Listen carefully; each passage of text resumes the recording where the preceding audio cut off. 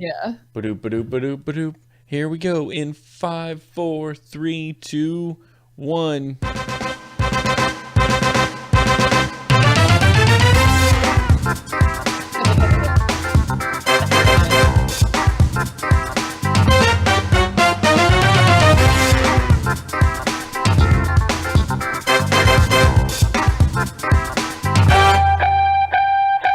Hello, ladies and gentlemen, and welcome to Horseshoes and Hand Grenades, that show that speaks softly and lovingly into your ears, the odd news and weird stuff from all over the world. We're like an ASMR on crack. We're like, if there was some ASMR, we're not just going, I really like weird news. We're going, we really like weird news, and we're going to explode your face with it, and it's going to be great, and you're going to love it, and it's going to be awesome, and probably about 30 minutes into the show, you'll be like, what? Is this show about weird news? And we're going to be like, well, sometimes, maybe. Most of the time, it's just about poop and fart jokes and what thing Ashley's rubbed on her butt crack this week. I love you guys. I am your host, Steven, joined as always by the incredible, the wonderful, the amazing Ashley. Let's do a show. Oh, were you planning on Mad-Libbing this up today? I just wanted to show you. You wanted to show me? Yeah. Show me the Mad-Libs. Daddy, look what I got and stuff. I found a packet of seeds from our town that we live in. Oh, good. Can we plant more towns with those seeds? Is that what you do? That would be real cool. Mad Libs. Dude, I love some of those. We got to do one of those again. We got to do our Mad Lib shenanigans because that's a popular segment around these parts. I actually got like the brand name Mad Libs. One is the spy one and one is like I have umbrella I have brand name Mad Libs. Mad Libs. Oh, do you really? Yeah, they're Ninja Mad Libs. The Ninja Mad Libs? Yeah, there's a real. Oh, wow. We got some fun ones in here, and most of them have been used. Oh, yeah, wow, we have done a lot of these. Yeah. That's impressive. I feel like that's been since you were in your apartment. Oh, since way back in the day. I've had this one since. Them. That would have been real cool. Well, they're probably not single. I mean, I imagine they're taken as popular as they are. Steven, how does your brain even know? That was clever. No, I'm married. I can't date them. No, you're right. We should have, but we didn't because we don't think ahead. You know what would be fun is if the audience contributed Mad Libs. Like, if they just wrote a really obnoxious story and just kind of turned out, like, just removed words. Like a reverse Mad Lib. I mean, we do have some very creative people in our audience, so... We do. I would be. Write a story, dude. Yeah, write a story, and then... So somebody write a story, and then somebody else go through and remove the words. Right. And then we'll use it as a Mad Lib. It'd be great. We could do audience Mad Libs, be like, we need a noun, and then we'd sit there for 45 seconds as we waited for you to catch up. So I feel like what we would need to do is like create a web page for that, and then whoever fills it out. Oh. Yeah. Like a Google form, and we could just put it out there ahead of time. Pick a couple of them. Oh, that's great. Yeah. That's brilliant. That would be easier. Smash, you're so smart, utilizing the internet to do a thing. This is such a new concept. Using the tools at our disposal to do things. Use the tools to do the things. So, hey, man, it's my level up day on Sunday. Ding! It's my ding day. Ding day. On Sunday, I'm leveling up to level 33. And I was telling this to my friend Chris as we were walking around in downtown Raleigh, where there was a shooting today, by the way. No. Right outside my building. Someone got shot with a bullet from a gun. Like thuggy stuff, or apparently it was some sort of argument outside of a pub, and someone shot at the female suspect, shot another person. I don't know if it was the victim was male or female, but they were taken to Wake Med Hospital. They didn't die. What kind of argument was it? Like, get in my car so I can rape you? And she said F that and shot him? Or like, no idea. Give me your shoes, ho, because I like them. And she said F you and shot her. Both of those seem like perfectly reasonable things. But the terrible thing about it is right outside my building. And I'm like, I just went for a walk like 30 minutes ago. This is terrifying. It was day bar arguments. No, what? It was like daytime. Yeah, out of they got shot today. Day drinking argument at like 3, maybe. Don't drink enough at 3 to shoot somebody. Hey, maybe they didn't drink. It was like at 3 or 3:30, and I had just been for a walk. Like at 3:15, we went walking around the Did you tell city. your wife that? Because she's not going to let you go to work anymore. Well, yeah, we didn't walk on that side where the shooting was. We were a block over, so we were safe. You know, but anyway, when I was leaving work, it was like an incident on the corner of X and X, and I was like, "That's my streets that I leave on to get in my car and go." I'm like, I'm gonna be stuck in traffic because at the time I didn't know what it was, and then I get out, and I'm like, look at all this. There's no traffic out here because it's being blocked just one street up, like all the traffic being blocked because of this thing. I'm looking back, and I'm like, wonder what happened. I'm getting home in like record time today. There's no traffic out here because all the cars are having to go a stupid direction. I get home, I'm like, oh, someone was shot. So what you're saying is you need some sort of like calamity to happen on your drive time. I didn't want that to happen. Without knowing the information, I was really excited about my easy drive home. But then when I realized that there was someone who actually got hurt, I was like, oh, this is really sad. I should not have been as excited as I was. So I said, shame on you, past Stephen, for your jubilance at someone else's misfortune. Like you've got these, so you talk to yourself, right? Like everybody does this. You just have just conversations. I mean, me and you probably more than the normal person because we're freaking weird and we'll do it out loud when nobody's around us. I talk to myself all the time. I don't go into work, you know. Yeah. Constant flurry of words out of my mouth to me. Chastisements, randomly pretending like you're on a cooking show while you make your banana smoothie that you've made every day for the last like 6 years. You can do this. You suck. What? That's too different. Stop it, brain. Get out of my head. Mine's mostly greatness because you don't have flaws, so it's easy to be like, whatevs. I'm sitting there like, you're so stupid. You're so stupid. Then I'll fix it and be like, I am the smartest man alive. That when you came down yesterday and I'm like, how did you do the thing? You're like, super glue and awesome. Yeah, I don't know, man. Some sort of really incredible talent, God-given ability. I don't know how I did it, but Bazamka just did it. Because that's what you call yourself in your head is Bazamka. Bazamka. Bring on the praise. Bring it. Hello, I am Bazamka. I am leader of Clone Army. But do you do that like when you're by yourself? You talk out loud, or is that like all internal? It depends. I have caught myself talking like, I mean, it'd be like a sing-song kind of thing. Like, I'm doing the laundry's getting done. I'm folding these pants are getting folded. It's the best. Watch out now. I'm gonna get done with my stuff now. Oh, everybody's gonna look out cause I'm getting clean pants and no more farts in them. Do. That's kind of what I do. That's my jam. Oh, that's fair. So basically that part of your brain has not changed since you were 2. No, it's because there's an old home video of me rocking in a chair just going, I'm going to a store, do. Just it's a constant flurry. And then I look at Sam, I'm like, I did this. This is payback. This is payback for all the things I put my mom through. I never shut up, ever. I feel like Sam is payback for everything that Stephanie put me through in college. And every time he does something shitty that makes me happy deep down inside, I'm just like, that's for spilling mayonnaise in my Jeep and not cleaning it up. This is what you get. That's for leaving it for me to clean up and 2 days later in Morgantown heat. Ew, gross. Yeah. She spilled mayonnaise in your thing? That's for spilling your smoothie in my cup holder and not cleaning it up. There was a theme to what annoyed me about Stephanie when we were not cleaning stuff up. You don't say. It was specific to the vehicle. I didn't give a crap about. Oh no, I'm aware of that. Yeah, I know you don't care about cleaning up literally anything else you live in, but anything that you go 10 minutes. My vehicle was precious. When you get in your car and you go 10 minutes down the road and you're only in there for maybe a 30-minute amount of time a day.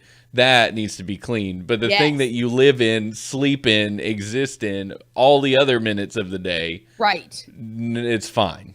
It's fine. Basically, I'm some sort of weird gerbil, and the nestier my bedroom looks, the better I sleep. Like, the more shit piled up on my bed, and like the more the covers are like tucked under my feet, and the more pillows around me. No, I do so much better. This is like so if I walk wrong. in and it's just clean, I'm like, there's nowhere to hide. Yeah. That's probably you were just used to just hiding under all the layers of stuff when your mom would come. Ashley, are you in here? Are you in here? That was a thing. Like, they couldn't tell if I was in my room or not because there was. Back in the day, like, if you were home, you were probably in your room. Like, that you were in there somewhere, or in the bathroom for days on end. It was a different. Yeah. I've started making up my bed when I get up in the morning. Like, if Stephanie's up, I make up the bed. It is changing my life little by little. And I know you can't get more bed bugs that way, but you can't connect with this because you don't make up your bed. no, that is false. So Jacob likes for the bed to be made up, but I'm like, oh God, it's like one small thing I can do to make this person I love happy. So I've made up the bed every day for like the last, I don't know, how long have I been living with Jacob? For a while. Yeah. Now. You should totally make your bed. Does it make me happy, or do I do it if he's not here? No. You have to make up your bed.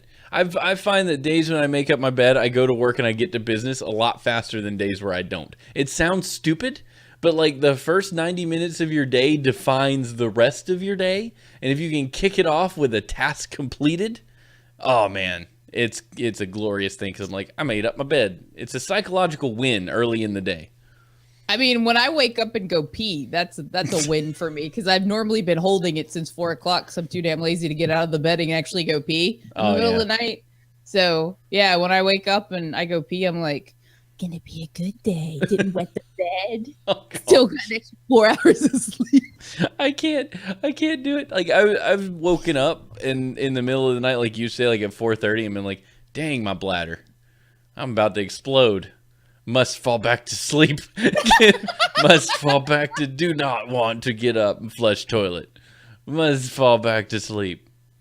See, that's the like other thing. Like, if I this is so like hippie of me. If I am by myself and I get up and pee in the middle of the night, I don't flush the toilet. That's so gross. That yellow like, let it mellow stuff. I just like I've never even remotely thought about having to flush the toilet if I pee in the middle of the night because it's pee. Oh, it's my pee, and I'm by myself. No, God, it's so bad. I feel like if you go pee and then 4 hours later walk into the bathroom and you can smell pee, you probably have some sort of like kidney issues or a low flow toilet. Or you've ate a bunch of asparagus the night before. Asparagus doesn't make my pee smell funny. I don't want to talk about your pee. All I'm thinking about now is a nasty pee toilet. It just stays that way all night long. Oh my God. It's grossing me out just to think about it. Well, the whole point of like this trail that we went down that was not marked and was full of wolves was because I was talking to myself in my head in yoga class today. And I'm like, because there's mirrors everywhere. And I'm like, holy crap, my form is spot on. And look at this flexibility. And I am BAMF. And nobody else in this classroom can do it. Suck it. Like I'm doing my pigeons and I'm doing my warriors. And I'm doing like the modified hard shit that the teacher didn't even tell anybody to do. And I'm like on fire. And then my other alternate reality Ashley looks at this reality Ashley and goes, yeah, man, you're so much more flexible than those 80-year-old women in class with you that probably have robot hips. That's yeah.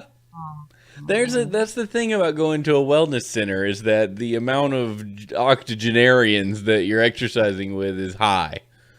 It's like these dudes are awesome, but then you go in the locker room like these dudes are all just naked with each other. Can I tell you a story, Smash, about my first experience at the gym? I'll tell you, but don't tell these other people because it's really embarrassing. Please do. But I'll tell you in confidence. I go to the gym for the first time ever, you guys. Like, I mean, I am an anxious individual when it comes to gyms. And it's through this experience I've discovered I'm not really that anxious about a gym. I'm anxious about gym by myself, but I got homie McFly with me, so it's fine.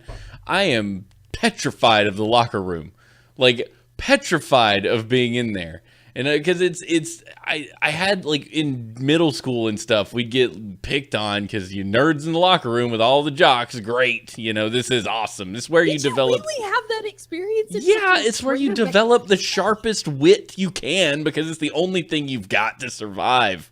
Who was an a-hole? Like, who possibly in that school thought? You're talking about Matt. You got it. It only took you about 30 seconds to figure that one out. The kingpin of doom. Lives in this freaking. Had some anyway, confidence. there were some dudes that were fond of picking on kids younger than them. I'll go beat him up now, man. No, I've let him go. He's fine. But anyway, so I don't like locker rooms. It's just not a thing I like to do. But I'm like, I'm going to give this a try. I'm going to do the old shower thing and just go straight to work afterwards. And it's going to be great. And I'm going to get through it. And it's going to be awesome. So me and Jacob go work out. It's great. I go back down to the lab. I'm like, okay, now it's time to conquer this shower. And it's one of those showers that's like, it's not a big shower with just a bunch of shower heads. You're not just going to stand in there and just not the open shower, everybody's like balls hanging everywhere. You're just going in there to the thing, and it's a shower curtain with the shower in it, and then like a little space with another curtain so you can kind of get yourself together if you want to. So I'm like, I'm going to put my stuff in here, and I'll just get dressed when I get done out of here. I'll get dressed in this little space, and everything will be fine. I won't have to be like, my butt won't be showing to everybody. It's going to be great. It's going to be fine. Your butt shows to everybody anyway. I don't understand why that was a problem. So, yeah, I know. So anyway, I walk in there, and I'm like, gotta take my shoes off. So I take my shoes off, and I put them in that little space, and I've got them just pointed kind of away from me because I'm like, I'll just get, I'll put them back on when I get done with the shower. I get in there, I turn the thing on, like, it's cold, whatever. It's blowing, and then all of a sudden, it ramps up to like 9 million PSI out of nowhere, and like the shoots water? me. Yeah, and it shoots me in the chest, and it's boring a hole into my chest. So I move out of the way because it's like freaking cold. It hits the shower curtain, and then directly into my shoes. Like, oh, you brought your shoes into my the shoes locker were in the little space, no. and they went. The thing filled my shoes like a bucket. Like it just. Oh my god, that's amazing! And I was like, oh. So I just quickly did all my stuff, and then I turned the shower off. I looked at my shoe, and I poured the 87 cups of water out of my shoe. And I was like, well, this sucks. And I look at my bag, and I'd forgotten socks anyway. Oh my god! So I was like, this is not working out for me. I have to go back home. Like I fell in my lap because it was so distraught over your story. Well, you figure out that, and I'll finish my story. You had to go back home that first day? Yeah, the first day I had to go back home, and I ended up just working from home because like I didn't have.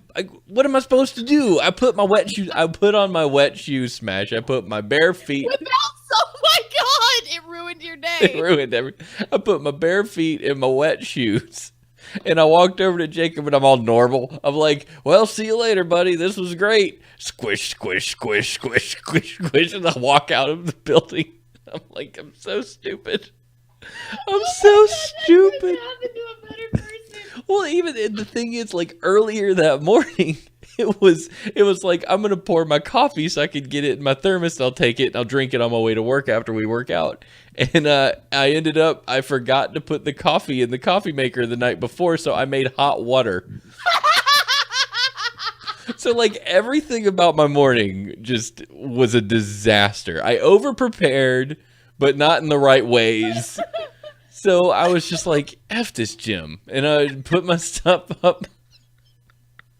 And then, this whole experience, like, Wednesday was fine, because I'm going to work from home anyway, so I'll just go back home and shower easy. And then Friday, I was like, okay, I'm going to do this. I'm going to do this. I'm going to go to the gym, and I'm going to succeed, and it's going to be great. And I argued with myself for 20 minutes. I thought about how I'm going to successfully maneuver the shower, and then all I could think about was, like, the 2 naked butts I saw the 3 days before, and how I just didn't want to go in there. And I was like, went downstairs. I tried to get some stuff together. Something else went wrong, and I had to go back upstairs. Like, I hate this thing. I'm never doing it again. And so I didn't go to the gym last Friday. Because I was like, Not? no, I couldn't. I didn't know that. I didn't know you bailed on Friday. No, I bailed on Friday because I was like, I told Chris at work, I was like, I felt like Cameron in Ferris Bueller's Day Off when he's in his car and he's like, I'll go.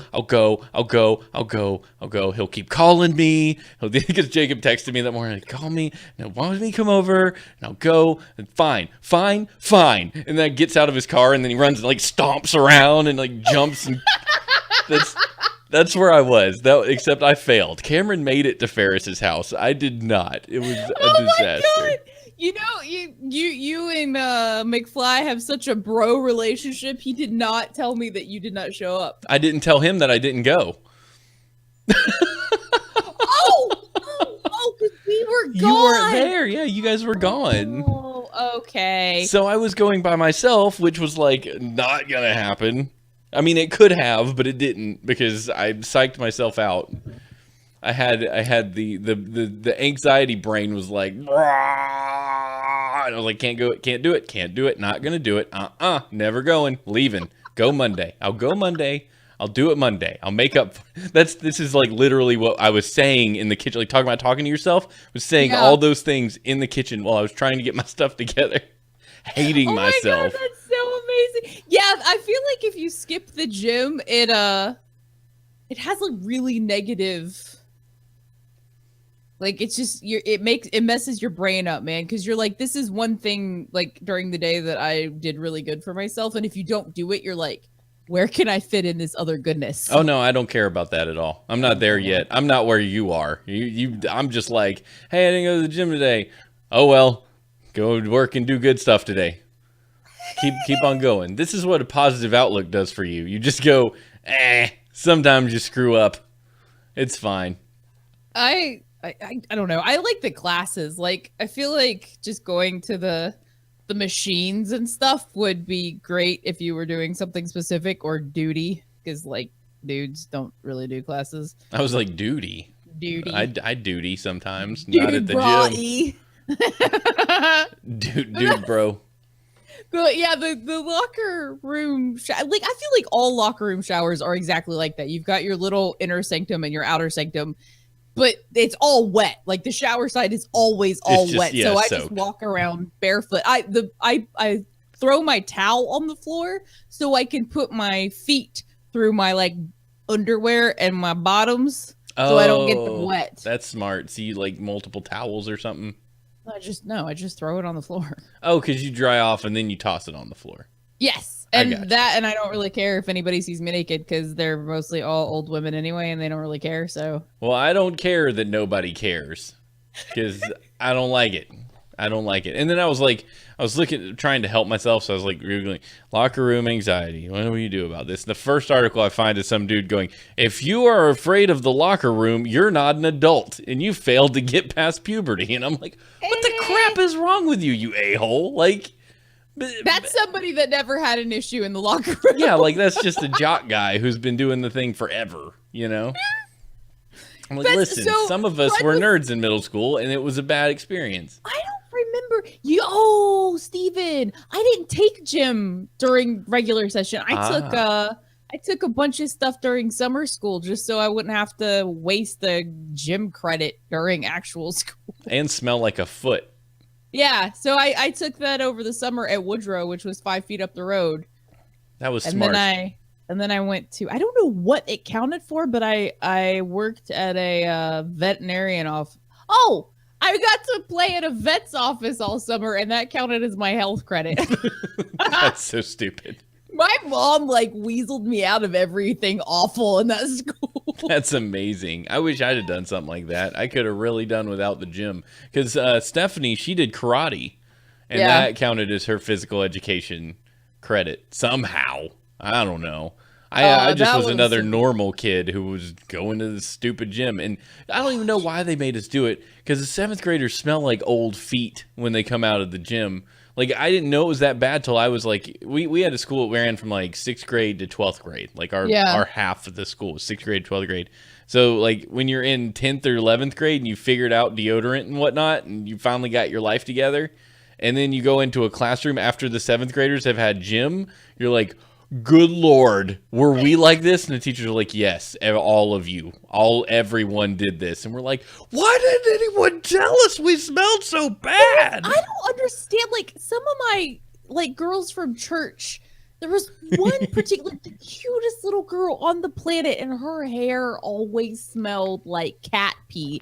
And I'm like, does your mom not make you, like, take a shower or wash your hair before you, like, what are you doing? Like, you know how, like, the oils in your scalp after, like, 6 days of not washing it has a smell? Oh, yeah, it becomes a problem. Yeah, like, I feel like if you can smell yourself other than the occasional, like, I'm, working out at the gym and, like, flapping your arms or something, like, but if you could just, like, walk down the hall and, like, your hair smells like oil, wash that shit. Yeah, it's time to wash that swear jar. It's time Meta. to do the task. Do what you're supposed to do. Sam even smells like feet sometimes. Like, after he's been playing with you all day, I smell his head. I'm like, good Lord, child. And that was after 2 baths. I know. He's like constantly in the bathtub and he still stinks. Hey, That's how I entertain your child. I go plop him in the bin of water and tell him to have a good time. He's really great with that, actually. That's a good strategy. Hey, did you know we do world news here on the show? I was going to say. And factoids and stuff? When Steven and I don't do a show for a while, we're like, catch up time! Oh my gosh, like it was we've just had a rough couple weeks, but here we are tonight filling you in on all the things that have happened in our lives. And I'm going to Alamo Draft House on Sunday. Did I mention that? I'm see the excited Avengers? for you. I'm pumped. There are secrets in store for you. Freaking Alamo Draft House. I'm so excited I could die. Been wanting to go there since 2011. Have you never been? No, they just built this one. Like, it just opened. I thought there was one in Tallahassee. No, there's no Alamo Draft House there. That place needed one because every time you went to a movie, you wanted to punch at least 8 people in the auditorium with you. Here, it's not that big. Like, I've noticed here, I've been to maybe 2 movies where someone was, like, bringing out their phone or jibber-jabber next to me. Oh, my God. When we went and saw Black Panther, somebody brought, like, a low-functioning autistic kid to the movie. Oh, like, no. Why would you bring a low-functioning autistic kid to a violent movie? No. Yeah, the violent movie part was probably, like, not a good idea. I mean, I understand the plight of a parent who wants their kid to have a normal experience. Yeah, but if you've got low functioning autism, their normal experience is going to be routine. Not routine going to see a movie because you want to see a movie. Nah, you don't get to do that. Sorry. Yeah. I don't know, man. But I'm glad. Did you like Black Panther? Because Jacob wasn't too keen on it. So I loved every social aspect of it. I love that it was an all black cast. I love that there were the token white guys. I love that, like, when the white guys try to talk, they were, I'm just like, oh my God, this is amazing. Like, please make this mainstream. Make this is fantastic. And I loved the like impetus behind it. And I loved the first part of it, but at that turn midway, they lost me hardcore. And I'm like, oh, that's unfortunate. Built this up to this one thing, and then this one thing is gone, and now I don't really care anymore. I don't know what you're referencing. We'll have to talk. It's the airplane. They're at the airplane hangar, and then the guy's like, haha, I'm this dude. And the guy's like, haha, I'm this dude. And then the other guy's like, bleh, I'm dead. Oh, that? Yeah. Oh, I thought that was pretty awesome. I was excited, but then after that, I'm just like... loved it. I loved the end. I loved the beginning. I loved the middle. It was easy in my top 3. The beads did everything. They're like, I need to wipe my anus. I'm going to use a vibranium bead. I need to seal a bullet hole. I'm going to use a vibranium bead. I need to turn this on. I'm like, how the hell do you know what bead goes to, like, what's the toilet paper bead? What's the bullet sealing bead? And what's the bead that makes the train go? I loved all the beads. I loved all the tech. It was very comic book tech. I'm like, I was expecting people to, like, take their earrings off. Like, not Ultraviolet. The one. Yeah, don't compare Ultraviolet to anything I love, and I'll be your friend. What's the Korean cartoon that they used to play on MTV, and then they made a movie out about it, and it had the one chick that played in Monster that looked really ugly, but she's really pretty. Aeon Flux? Yes. Yeah, monkey feet. Yeah, when she was like taking those patches off and sealing bullet wounds, I thought that was really cool. But the patches didn't operate trains or like. I liked all the techie stuff. I loved his little sister so much, and I loved his bodyguard so much. His bodyguard was the most BA awesome. It was the coolest thing. Like I loved that it was so like women centric too. Like that the women were like badass warriors. But like, and that's what I couldn't. I'm like, why didn't I overall like this? Like I liked all the components. But I was just kind of. Me and Stephanie walked out. We were like, holy balls. That was so good. It was good. It didn't like season 4 of S.H.I.E.L.D. blows it out of the water. Like, really? But you know, it out of the water. I appreciate your opinion. You're wrong. No. It may be unpopular, but I'm glad that you have it, and I respect where you landed on it. For me, it was in the top. It's in the top 3. I think I don't know. It's like Winter Soldier is a top movie for me. Easy in the Marvel universe. Winter Soldier, I could watch 800 times. Love that movie. Love everything about that movie.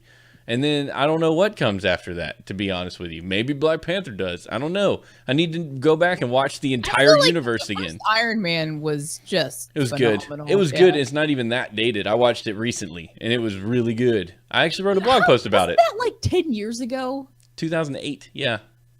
10 freaking years, like a decade ago they started doing that. Like, ouch, my age. The only thing that's even dates it a little is a joke about MySpace, because ain't nobody know what a MySpace is now. But I'm sure it was hip then. Nobody used MySpace in 2008. Nobody's used MySpace since 2000. Well, Facebook wasn't there yet, really. There wasn't a whole deal. Spider-Man 3. I'm coming at you. WC Mitch. Hey, by the way, there's a factoid. Oh, yeah. Robot comes from the Czech word robota, which means forced work or labor. That's amazing. That's what robots are?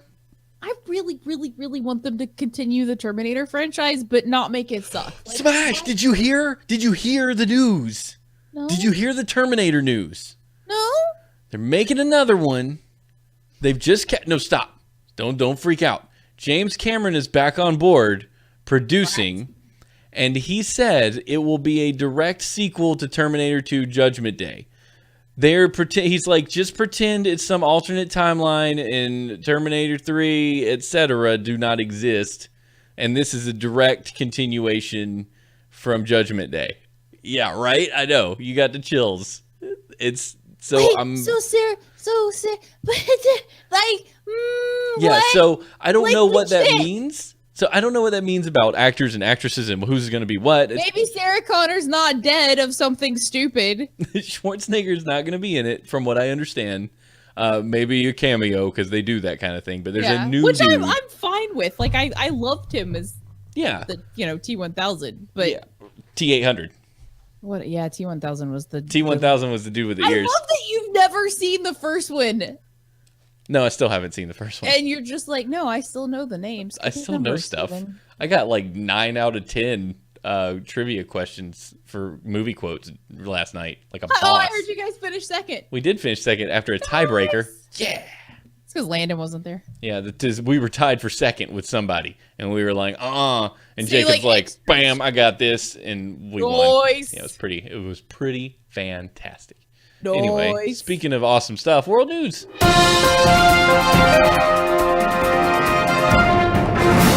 Argentinian officers fired after claiming mice ate half a ton of missing marijuana.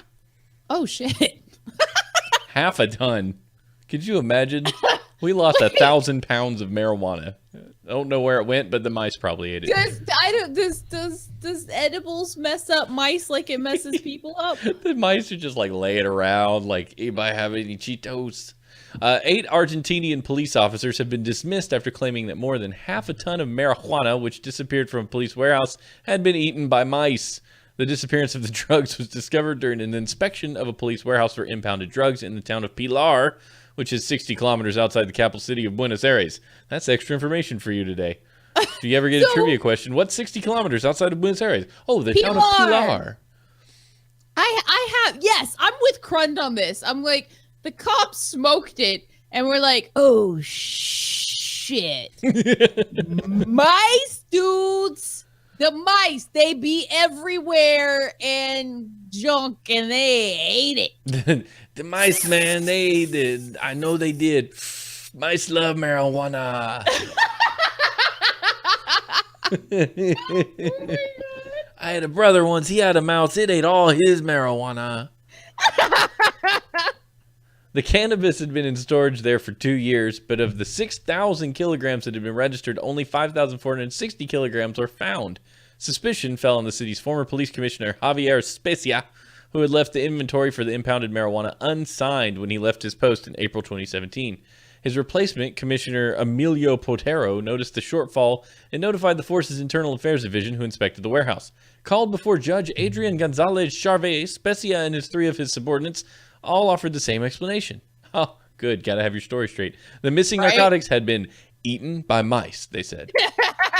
But forensic experts told the court they doubted even a large number of rodents could have eaten so much marijuana. Buenos Aires University experts have explained that mice wouldn't mistake the drug for food, and that if a large group of mice had eaten it, a lot of corpses would have been found in the warehouse. we would have killed them? Well, no, but mice would have eaten, and then they die. You know, mice die everywhere. You find you found 2 dead mice in a wall. Maybe it would have just made them so lazy that they would have just laid down and I'm just going to go die now. Go. The 4 police officers have been called to testify before the judge on the 4th of May. The judge will seek to determine if the missing marijuana was the result of expedience or negligence. Yeah, okay. So we're all on the same page that they either smoked it, sold it, bless you.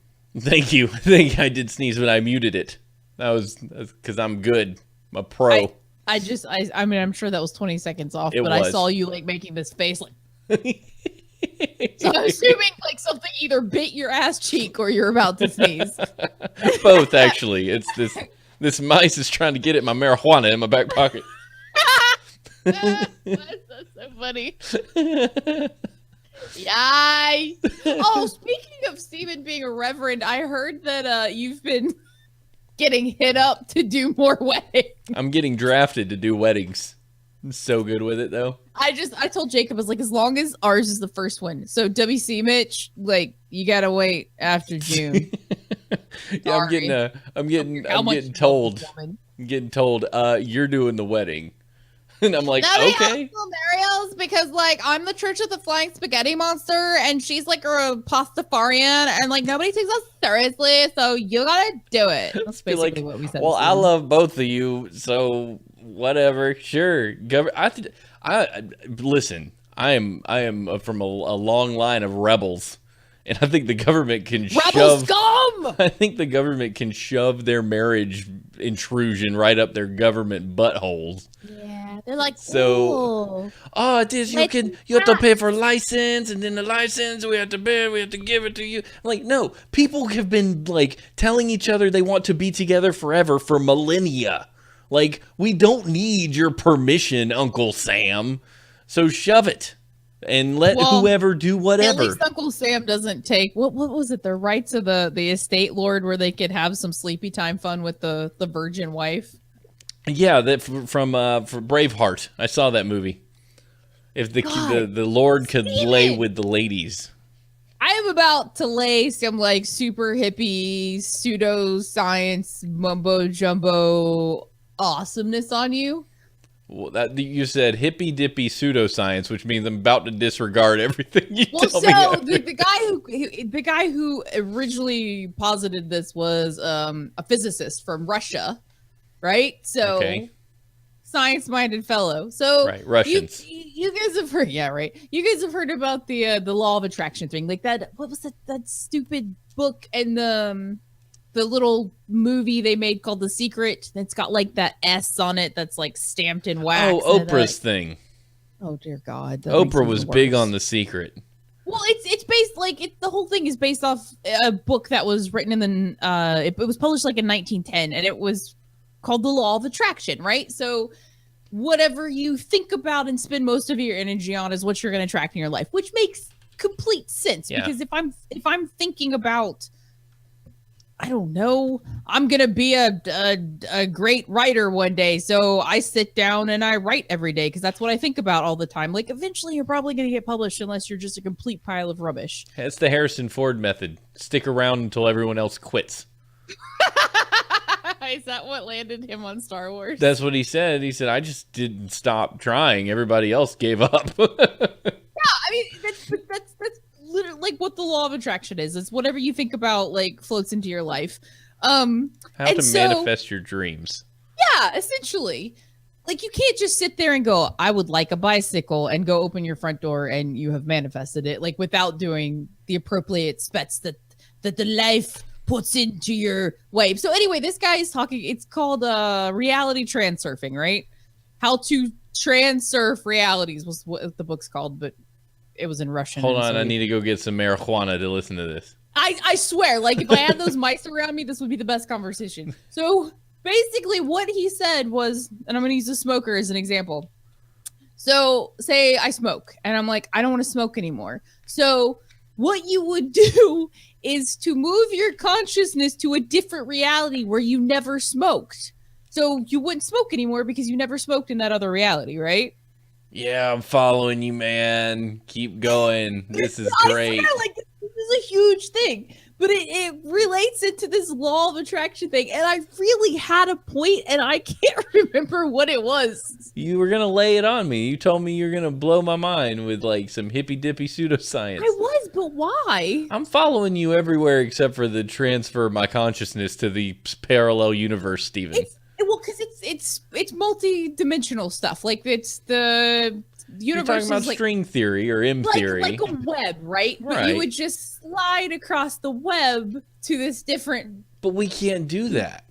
Right, but so it integrates the law of attraction into that. So it's whatever you're thinking about and whatever you're telling your brain. And that's what basically Arnold Schwarzenegger said he did. He said he put up all these posters of these, like, gorgeous, muscly, oiled men. His mom thought he was gay. Exactly. But he was looking at that and telling his brain, he's like, that's what you need to do for me. This is what's going to happen. So it's like what you're telling your subconscious over and over and over again until your brain's like. So what I've been doing lately is every time I get ready to bite my nails, I say to myself, I don't bite my nails, instead of saying, oh, you shouldn't do that, or I don't want to do that, or blah, blah, blah, blah, blah. And so far it's been working.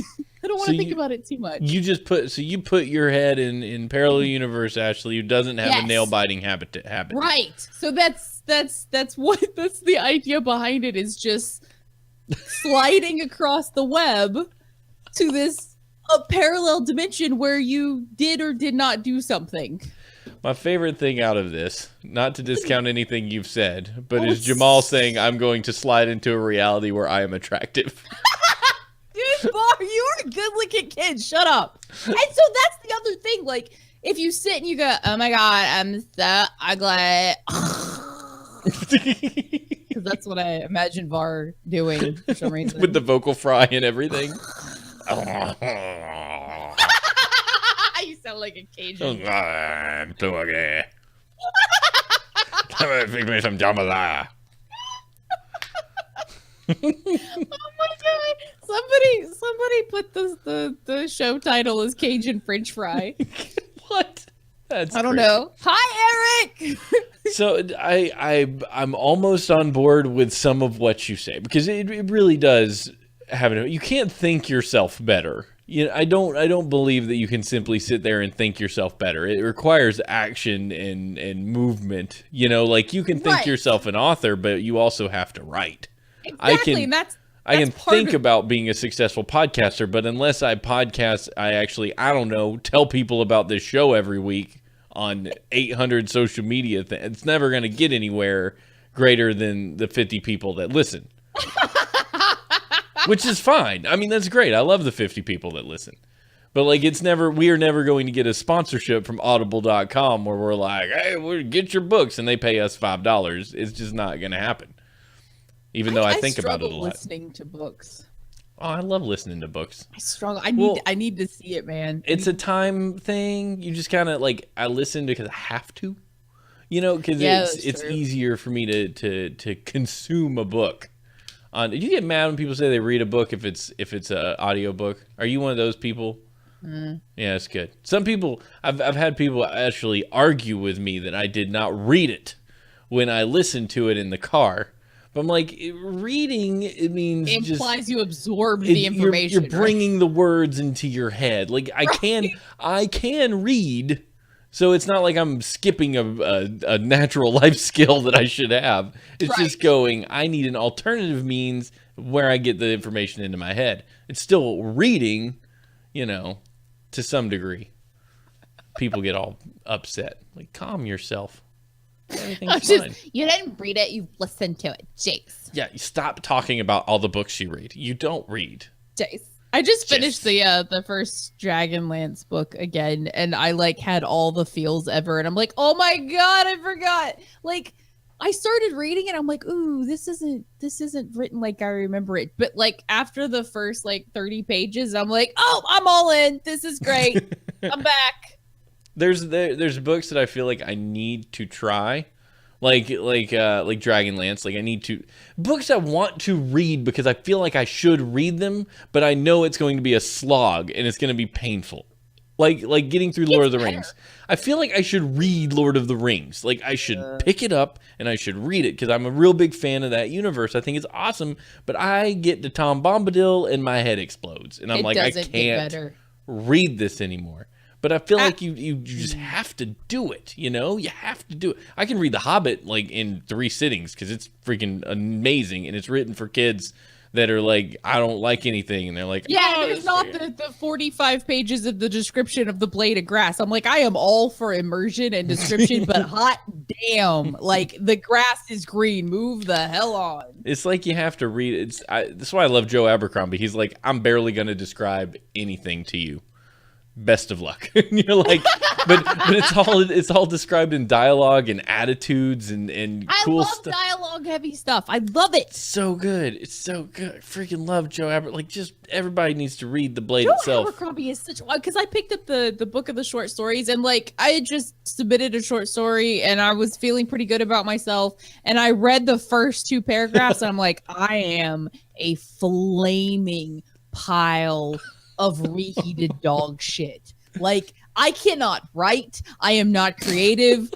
This man has destroyed me in 6 sentences, and I'm bloody. No, what? I feel he's so good. So go to McDonald's and work there forever and just be despondent. So I'm not gonna blow smoke up your butt, but when I read your story, I thought the same thing. I was freaking Ashley. She writes so well. I'm never going to be able to write like this. She just lets her personality flow through, and it's wonderful. I paid him $20 to say that. No, you didn't. It reminded me a lot of Christopher Moore, whose book is right there. That dude, you read his personality, it's just it's in his words. You just get it. It's sarcastic. It's snarky. You've got a line in your short story that you wrote, which everyone will get to read when Inklings Publishing puts it out in their compendium of awesome short stories featuring Ashley. Hopefully. There was a line in there that I giggled for the next 3 paragraphs because I couldn't let it go. It was cats, right? It was the cats. It was the cats, and I was and then I didn't want to laugh real loud because I was in bed at night trying to read it, and I kept just... And Stephanie's what are you laughing at? I'm Ashley made a joke. It's so good. Yay. It was so great. Anyway. Actually, I would love to get that published and send that to I had a creative writing teacher at 8 o'clock in the morning, mind you, in college. And he was the only reason anybody was in that class was because he was hot and he wore poet shirts. And he had long hair. Good God. Anyway. And you want to rub it in? You want to be I made it.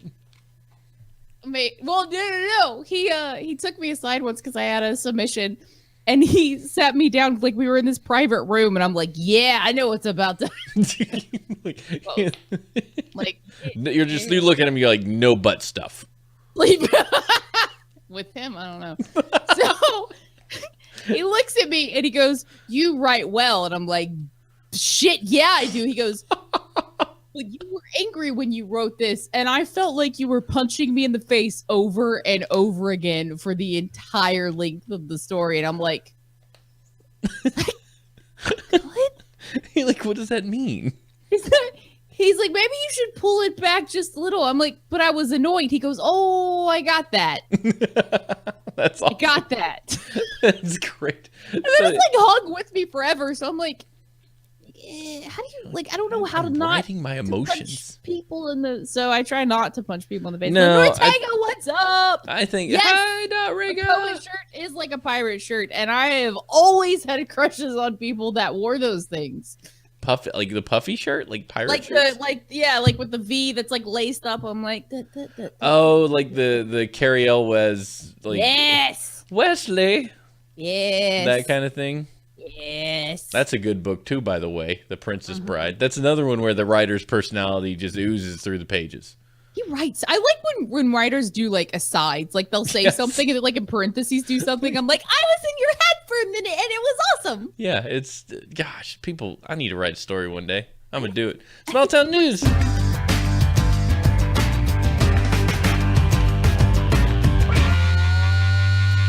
I told everybody that the news would happen about 30 minutes in. I just realized that McFly was like, do you need a moment? And I forgot he was listening. My fiance, you did kind of stop. You did this weird like lower lip bite thing. Like, I remember that guy. He looked nice in his poet shirt. I was not a good person in college. I got better. Sure, a little bit better. I make my bed now, bitches. Oh my god, we were Steven and Stephanie. That's a show title. I make my bed now, bitches. Somebody do that live here. We were Steven and Stephanie and Sam, because he is like an adult now. So we were sitting at the table and we were talking about like getting up early and stuff, and like Stephanie and Steven were making fun of me about, oh yeah, you know, man, your day's so rough, you get up at noon. I'm like, I get up at 8 o'clock, man. And I was so excited about it because 8 o'clock is early. And I'm like, it only took me 4 years to get there. And I was dead serious. Like, because my schedule was 4 a.m. to 2 p.m. I would go to bed around 4 to 6. I would wake up around noon to 2 for years. Oh, yeah. Like, interspersed with, you know, maybe a college class or something. And, like, I've pulled that back to 8 o'clock. So I went from 2 to 8 in 4 years. And I was so proud of myself. And Stephanie and Steven thought that was the funniest shit on the planet. And I'm like, I still think it's hilarious. Well, cut you. I don't know where that came from, but I was excited, man. I'm proud of you, sort of. I wake up in the morning. It's before noon. Anybody else at our age would not get points. And for some reason, you've managed points. I don't know how, but you did it. Oh my god. Var's like using conversations against me in the chat. A Texas man sentenced to 50 years for 1.2 million theft of fajitas. What? What? $1.2 million in fajitas? How could you? How where how do you steal a fajita? Like what? Where is that quantity of fajitas held? Apparently in Texas. A Texas man has been sentenced to 50 years in prison for stealing. Oh, over 9 years. So they used the title and then added over 9 years for the second sentence. Oh, okay. Well, it's an extended period of fajita theft. Okay. The Great Fajita Bandit, they used to call him. The Burrito Bandito.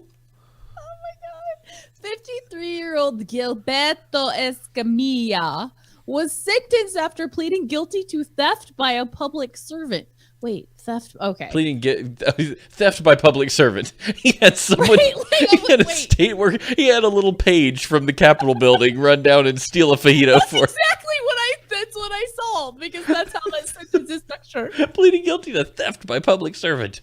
Like, did you hire something? What? That's the best thing ever. Jimmy, go down the street and steal some fajitas from the taco truck. Right, like I just see like a little gully dwarf like skittering around the alleys, like shoving fajitas in his shirt. And then he doesn't get caught for the crime. He's considered a tool.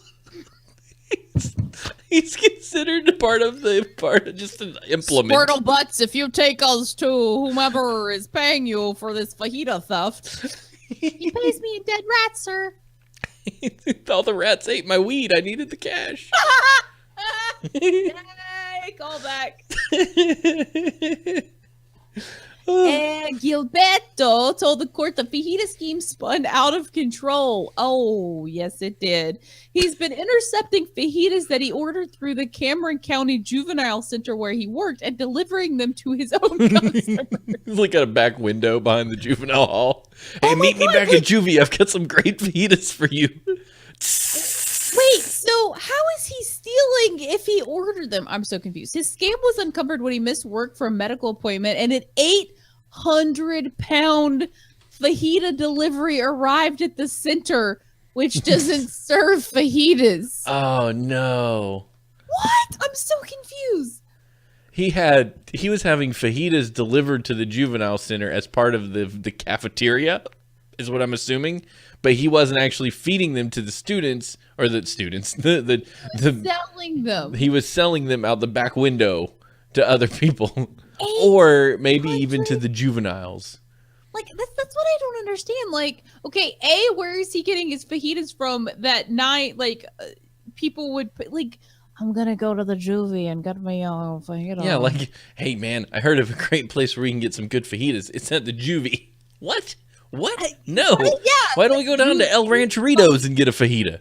How had nobody heard of this? He was fired and arrested after authorities checked vendor invoices and obtained a search warrant that uncovered county-funded fajitas in his refrigerator. Barcodes. Yeah, so I mean, it was all profit for him, right? Like, he would order it. Yeah, this county would pick up the tab. Like, how would you put 800?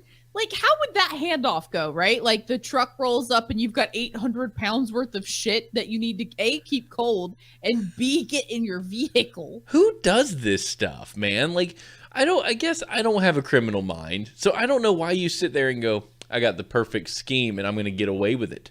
Fajita sales. It's like, what? I mean, no, you're going to get caught. Bad people get caught. Like, don't do bad stuff. Like, just stop it. After almost a decade, he was probably like balls deep in his fajitas game. Yeah, for sure.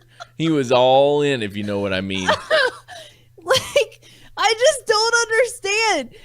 McFly broke that down into math, and it's $133,000 worth of fajitas a year. $133,000 worth of fajitas per year. Yeah. Dumb people get caught. Smart people get caught. Everybody gets caught. Noriega, he would have gotten away with it, too, if it wasn't for those meddling juvies. Well done. That's Balls Deep in Fajitas is now a title. I'm voting for that one. Don't forget to vote for the title. I'm voting for that one. Hit that showbot.tv link in the chat and please vote. Please either vote. Mice Love Marijuana or Balls Deep in Fajitas. Yeah, we need to get some votes in there. We've only got two. The current winning title is Language, which occurred prior to the show. Yeah, that was click all that my link. mice ain't my weed is a new one. Yeah, click that link and get in there and click the numbers these are and vote. So good. Mice Love Marijuana or Balls Deep and Fajitas are my favorite. It's so great. I love it. All right, let's do this. News better left untold.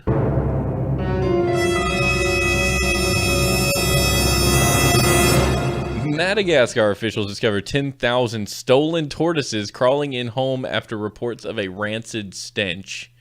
What is going on? Why are people stealing numbers? We were stealing fajitas, now we're stealing tortoises. What the devil?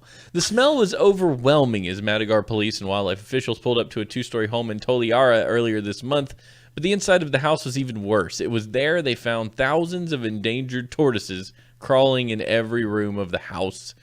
Blah. You ever had a turtle before? Like a pet turtle? Yeah, those reptiles do not smell good. They smell, man. You know that the like iguanas and lizards and crap will eat you if you die in the house? Shit. There was this story. What's the big lizard thing? Gila monster. Yeah. There was a dude who was keeping a bunch of reptiles in his house, and he had a Gila monster. Gila, I don't know. Gila monster. It depends on if you're from Australia or not. Right. Anyway, he's keeping these animals in his apartment, and he dies of a really unfortunate heart attack or something like that. And nobody comes to work. Gila is what W.C. Mitch says it's pronounced as. But he misses work and stuff, and finally they get into his house. They break it down like a week later. He has been mostly eaten by his Gila monster and the iguanas and stuff in his house. And Gila monster, I think they kill you because they got bacteria in their mouth, right? Or is that just crap the internet says that people believe? That's so. It's gangrene and it's monitor lizards. Monitor lizards? There's a couple that do that. They just have real crap mouths and they just generally kill you. Komodo dragons. Yeah. I thought those were the same thing, just two different names. I didn't realize that they were different. Whatever. And I think monitor lizards too, right? There was it was on that like dangerous attraction or something on Discovery Zoo or I would not Animal keep Discovery. Something that drooled gangrene. Oh wait, monitor lizards are those were the big ones. Gila got bad gums. Yeah. Komodos have poison. Gila have bacteria. Okay. Well, check it out, man. It was on what's the Animal Planet. Animal Planet, and it was about people who had dangerous animals that they believed, like people who kept deer, like bucks, as pets because they found it once and they kept it in a cage, like, and ended up getting gored. Oh, gross! And there was one dude who had bison. Like, he had a bison that he would let in his house and stuff. Like a bison? Yeah, a like bison. A big old bison. Yeah. And he would, like, he tried to take it to shows and stuff because he was like, it's my pet. Kind of like Grizzly Man. You remember Grizzly Man with the bear? And they would, like, wrestle and play with each other? I mean, that bear never ate the guy, but, you know, it's just dangerous and stuff. And some of the stories ended badly. Like the deer that gored the dude. So he's like, he just went out to feed the deer because he's like, my babies. And it was like, not your baby no more. And antlers right through the guts. Really? Like, yeah. was it outside or? Yeah, it was out. I mean, I guess once it got big enough, it was out in a fenced-in area. And the deer just said "F you" and gored him. Yeah, it's big problem. So Gross. don't do that. Gross. Don't have animals that are dangerous. I didn't realize like a deer freak me out. So the animals are unpredictable. Like you got to be careful. Anyway, back to Madagascar. You cannot imagine. It was so awful. Sorry, Radifakana said. That name is incredible. Sorry, hold on. My soup of alphabets. I've got this. Sorry, Randrianjavazanica. Randrianjavazanica. That's not even close. Not even close. Ryan Jaffizanica. W.C. Mitch and his buffalo. That is a legit sentence. They had tortoises in the bathroom, in the kitchen, everywhere in the house. Officials counted a total of 10,068 poached radiated tortoises, a critically endangered tortoise that can grow up to 16 inches long and weigh up to 35 pounds as an adult. 10,068 in a house and they're critically endangered? Maybe this guy was doing him a favor. Wait. What did you say? Poached and irradiated? Poached like an egg? No, poached is in stolen from their home. Radiated as in, I don't know, put in the microwave. I don't know what they're talking about. So the tortoise, it was a radiated tortoise, but it was stolen. So not like poached and irradiated. I'm like, oh my God, he was eating the turtles? Poached and microwaved, radiated tortoises. That's literally what I thought. Oh, they look so cute. Look at this thing. Look at this tortoise. Ooh, that didn't work out like I wanted it to. Tortoise. Ba-doop, ba-doop. Yeah, they look really cool. Whee. There we go. Because I was reading about the Komodo dragons because I'm like curious because somebody said something about holy shit, there's 1,000 of them. They look really neat. Wow. Sorry, audio listeners, but look up lot of tortoise. I feel like it's dangerous. Lot of tortoise. That's my porn name. Yeah, right. Lot of tortoise. She's the best. Wildlife experts believe the reptiles were intended to be part of a pet trade. Zoo Knoxville in Tennessee, which is helping with the rescue, said in a Facebook post that the tortoises were possibly being prepared to be shipped to Asia, where the tortoise's domed shell with a striking star pattern make them highly sought after. So far, 3 people have been arrested in connection with the smuggling. Madagascar's environmental agency confirmed in a Facebook post on April 12th they did not reveal their identities. What's with all this Facebook as communication? Like, the official line, according to Facebook, is stupid. That's what it is. But that's terrible. I just found out something about Komodo dragons, which I did not realize. I thought they had. So this dude in 1969 published. No, I'm sorry. In 1981, published a book because he saw that these big animals got infections after the Komodo dragon bit them, and he assumed that they had gangrene bacteria in their mouth. But that was a myth, and apparently it's incredibly still prevalent because I believed it. But apparently it's venom. And wow. the bacteria is just can or cannot happen because they're in the gross places. But yeah, they actually have venom. They have venom. Well, how about that? Quickens the loss of blood and sends the prey into shock. Yeah. Well, how about that's good to know. Yeah. The more so wow, I was wrong. Don't worry, Ashley. I'm sure you'll be wrong about a lot of things before the end. I hate being wrong. It hurts my face. It's important to recognize when you're wrong. It's a challenge. All of us go through. Okay, well now everybody knows. Komodos are actually remarkably clean animals. You too can be wrong with confidence. Horseshoes and hand grenades. Wrong with confidence. Wrong with confidence. Available at bookstores everywhere. It'd be fun. We should write a book about being wrong. Write a book and just be so wrong. You should. Listen, you can go to the self-help section of a bookstore and find contradicting ideas to nearly everything. Yeah, everyone is wrong all the time. It's just how wrong you are, whatever. That's why once you decide that everyone is wrong all the time, then it's way easier to make bad decisions. Because you're like, whatever. See, I was thinking that would make you make good decisions because you're like, I don't believe this. No, you just do the thing because you know you're going to be wrong, but so is that other guy. So, whatever. Just do it.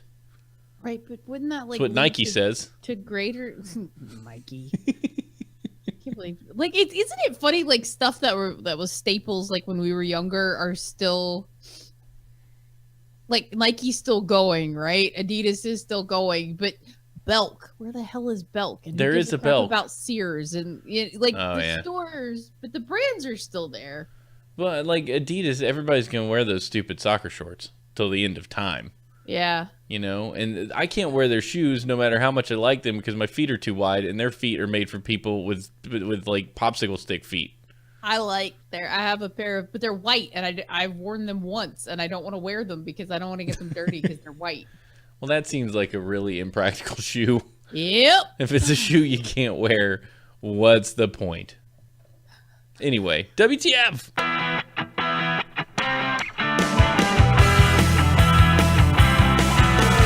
WTF. Yay. No to sex on roundabouts, Norway tells high school graduates. Stop having sex on the roundabouts. Like, what? Why would you want to have sex anywhere where somebody can go around and around in a circle and watch you the whole time? I think that's the point. Norway's high school graduates should refrain from running naked across bridges and having sex on roundabouts, lest they give drivers too much of a surprise, the National Transport Regulator said. So it's not... Is this a thing? If this was in America, it'd be like, you're going to give each other AIDS and gonorrhea. But in Norway, they're just like, stop it. You're going to make the drivers wreck. Why is that? I know one person that's had sex in public, and he was real drunk. Really? Somebody? I know one person that did that as well. It's probably not the same person. I knew a guy in Florida that did it at some club in a back hallway. Wait, do I know that guy? No. Oh. No, but I definitely know the story. And I'm like, I was sitting there trying to think of logistics of the whole thing. Cause I'm like, you got zippers and you got business and you got things. I mean, I guess you could probably pull it off, but it's probably really uncomfortable at the end of the day. There are places to easily have sex in public, right? Like on walking trails or... Yeah, but I mean, people are going to walk on those trails. Like, if you're walking on those trails, there's a good chance someone else is going to walk on those trails. Or ride their bike on the trail. Or ride their bike. Or just jog by and be like, whoa, okay, that's what happened. I need to write a book. The closest I've ever been to somebody doing that was in a hotel we stayed at in Charleston, South Carolina. We woke us up in the middle of the night and our headboard was banging and it wasn't us. That wasn't me, was it? No, it wasn't you. It was two people, but they were loud.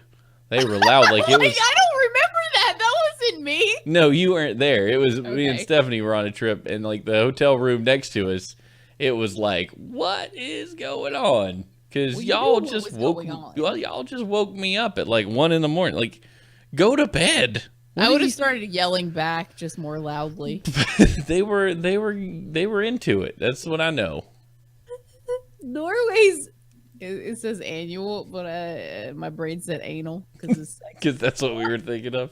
Anal. Norway's annual post-graduation period called RUSS, R-U-S-S. I'm assuming I'm pronouncing that incorrectly because I pronounced it with an American alphabet. Russ sounds like a Involves good name. Partying and drinking heavily and tends to challenge public morals every spring. Dozens of accidents involving students' red or blue painted vans and buses are reported every year, and sometimes the celebrations lead to crashes, killing those aged just 18 to 19. Oh shit! So they're like, They need to calm down. Like, I know you're graduating, but it's also fun to be like an old person. Like, if you can make it there, that is also pretty great. it lasts weeks. Man, they put us to shame. While the list of rituals involved in the Rust celebrations vary from one school to the next, they almost always invariably involve alcohol, nudity, and sex. All the best parties do. I mean, come on. In a statement titled "No to Sex on Roundabouts," oh shit, Terjmo Gostavan, a former minister of transport who now runs the public roads admin, said everyone understands that being in and around roundabouts is a traffic hazard. It may not be so dangerous for someone to be without clothes on the bridge, but drivers can get too much of a surprise and completely forget that they are driving. If you see someone getting boned. Like, I'm assuming this has had to have happened, right? Like, let's get drunk and run across a roundabout and then do it. Yeah, I mean, it's got to be a normal thing. I just don't know why I wouldn't do that, man. you can't. I really have no words. I'm trying to form some sort of coherent thought, but it's just such a foreign concept to me.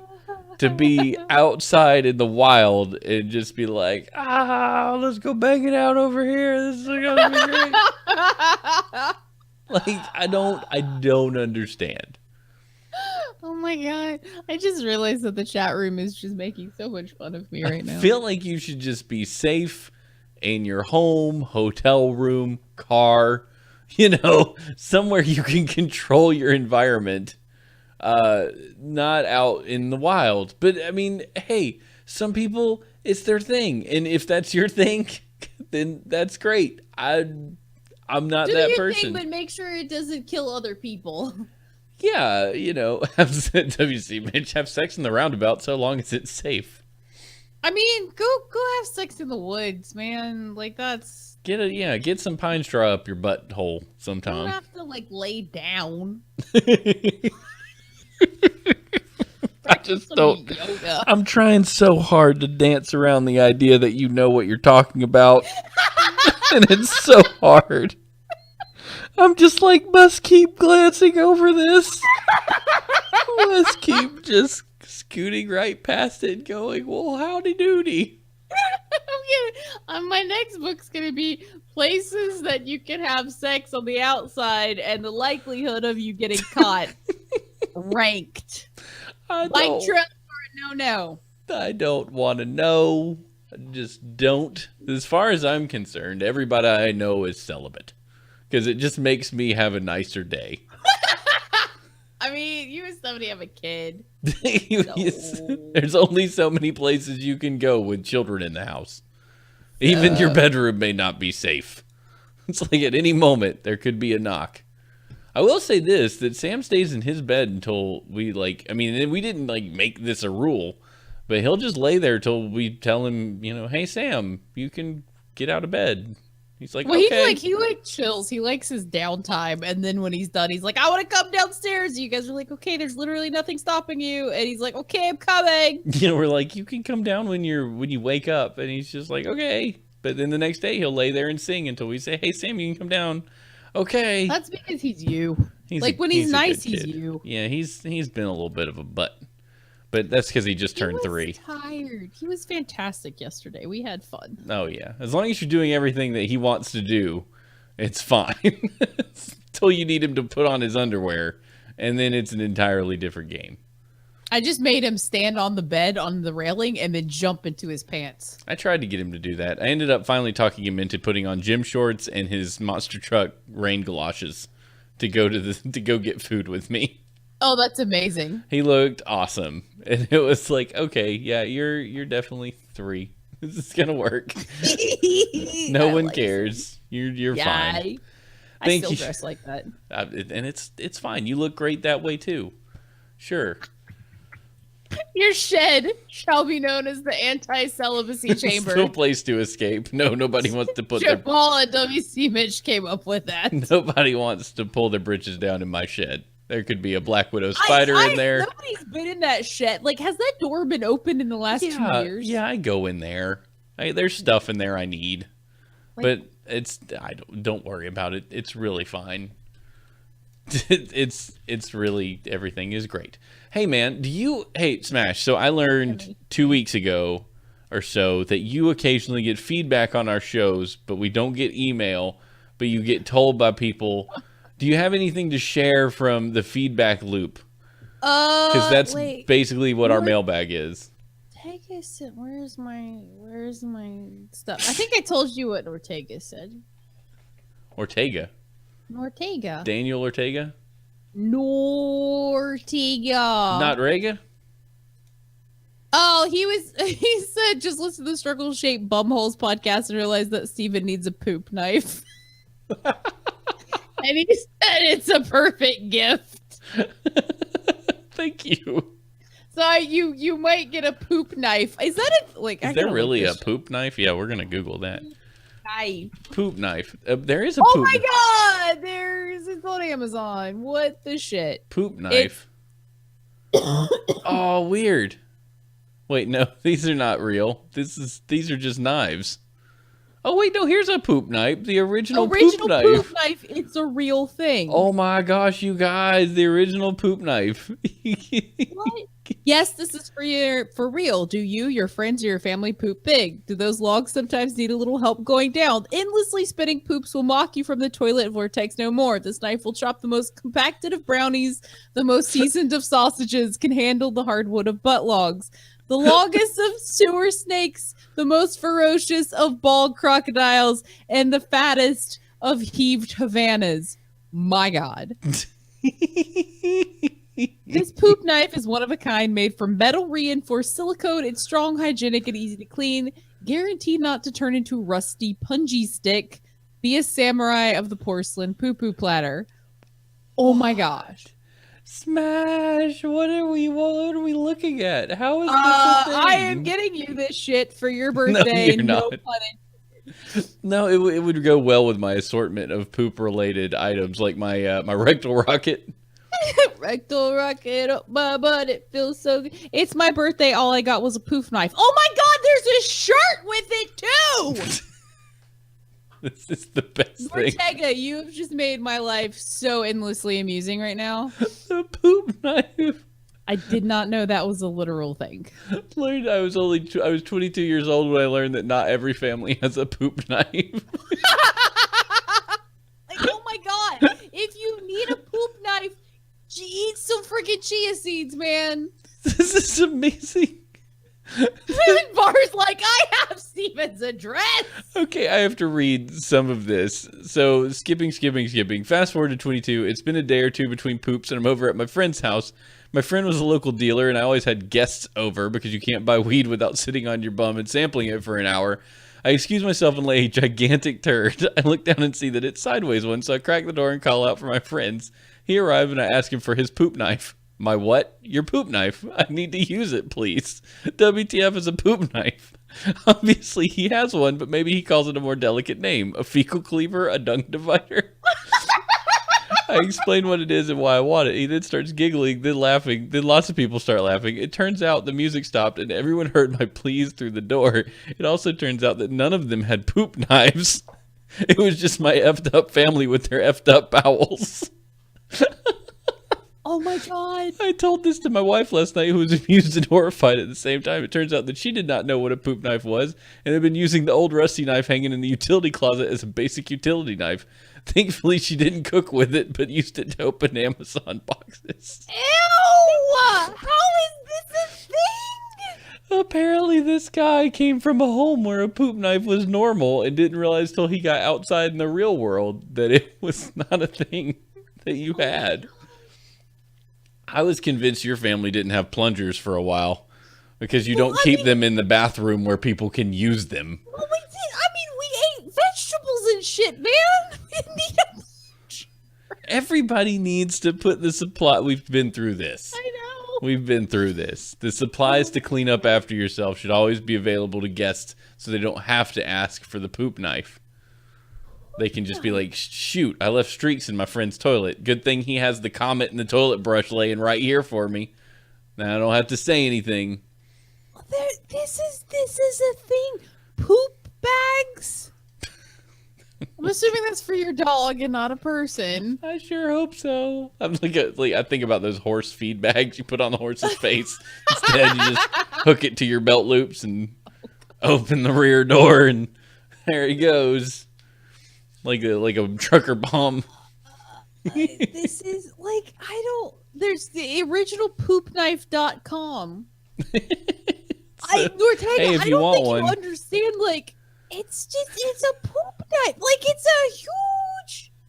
I think Mar wants to know if his dishwasher is safe. I'm totally getting one for my dad for his birthday. Oh. I'm going to send him one. I'm going to send him a poop knife. You can't. It's currently unavailable on Amazon. I'm so distraught. Oh, life will find a way. Bullshit. We'll find a way. Because when you go to the original poopknife.com, they want you to buy it on Amazon. I rhymed. Yeah, well, maybe it'll come back into supply soon. You know, we'll get one. And I'll review it on the show for you. Keep it on my desk, just as a nice memory. Hey, man, thank you guys so much for coming to the show. Thank you, Ashley, for keeping track of the mailbag so we could actually have some mail that led us down this wonderful path. If you listen to this podcast and you like it, please review us on your favorite podcasting service. Give us 5 stars. Tell everybody you love us. It'll help us grow up in the algorithm, and more people would hopefully swing by to see us. You can follow us on Twitter at 2dorkstv and get notified every time we go live or do whatever. Tip us. If you could make the show better, you can either send us bits over Twitch. You can subscribe with your free Amazon sub, because Amazon Prime subs are awesome, and it's Bezos bucks for us, and you don't have to pay anything other than your Amazon subscription. Also, tips are very welcome at twodorks.net/tip. I had to spend a bunch of money to buy a new boom for my mic because it blew up the other day and broke into a million pieces somehow, because that's how my week's been. So if you've ever thought about tipping or sending us bits, now would be a good time to help with this situation. That thing, I've had that boom for what, 4, 5, 6 years? Something like that. It finally snapped. Had it since the apartment, right? But this one's so quiet. It does a much better job of being quiet. It's no more squeaky. I have like the old school stuff from like the days of bits and binary and all the old stuff. The pie and chips equipment. Yeah, for sure. Oh, those were the days. I mean, this is eventually going to be a bathroom, so I'm not really worried about it'll be fine. Up everything, also, what else we got going on? Dungeons and Dragons on Tuesday. We're going to play some more Pathfinder, and we're going to go on some adventures. I'm very excited about that. So we'll be joined by Kelly, Zafo, Sub, and Ashley and Jacob. Sub's going to talk more this time, right, Sub? Yeah, of course he is. For some dice rolling shenanigans. So look forward to that. That'll be Tuesday night at 8:30 p.m. Aside from that, man, I'll be level 33 the next time we talk. So if you've considered sending me wonderful presents, do it. Yay! No, I'm kidding. You guys are great. Your presence alone is a gift enough. That's what I'm saying. Yeah, but he doesn't mean your presence with a C. He means presence with a TS. Also, put some votes in for those titles, man, because we're about to make that happen. But everyone who's listening to the podcast will find out what that is at the beginning of the show, and none of what I'm saying now will matter to them. You guys are awesome. Let's end with these words of wisdom from Vijay Kumar. Drinking a cup of coffee with your eyes closed isn't a sophisticated task for a person, but it's hard for a robot. I don't know what that means. It's deep. It's deep. You really got to think about it. Really got to consider. You guys are amazing. We'll see you next time on Horseshoes and Hand Grenades.